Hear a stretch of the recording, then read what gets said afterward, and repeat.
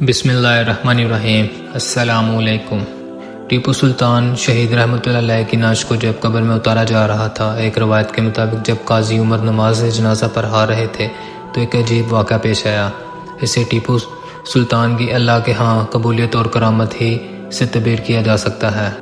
ہوا یوں کہ سرد گرمی کا موسم ہونے کے باوجود فضا میں ایسی بجلیاں کڑکیں کہ معلوم ہوتا تھا کہ آسمان ٹوٹ کر زمین پر گرنے والا ہے۔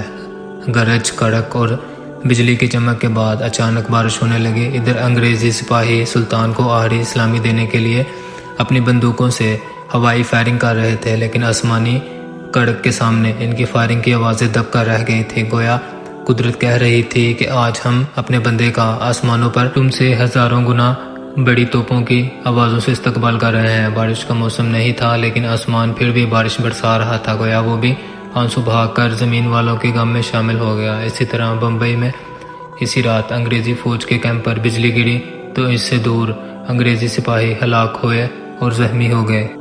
گھروں میں بند لوگوں پر بھی لرزہ طاری ہو گیا۔ بادلوں کی خوفناک آوازوں سے کانوں کے پردے پھٹنے لگے۔ دریائے کاوڑی میں بھی اسی رات خلاف معمول طغیانی آ گئی۔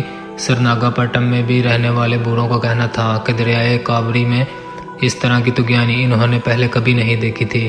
اسلام کا یہ فرزند غروب آفتاب سے پہلے مٹی کے نیچے جنت کے باغوں میں پہنچ گیا اور دنیاوی تھکاوٹ سے فارغ ہو کر ہمیشہ کی راحت پا گیا۔ آئی ہوپ آپ کو ویڈیو اچھی لگی ہوگی۔ اس طرح کی اور ویڈیوز دیکھنے کے لیے چینل کو سبسکرائب کیجیے گا اور ویڈیو کو لائک کیجیے گا۔ اللہ حافظ۔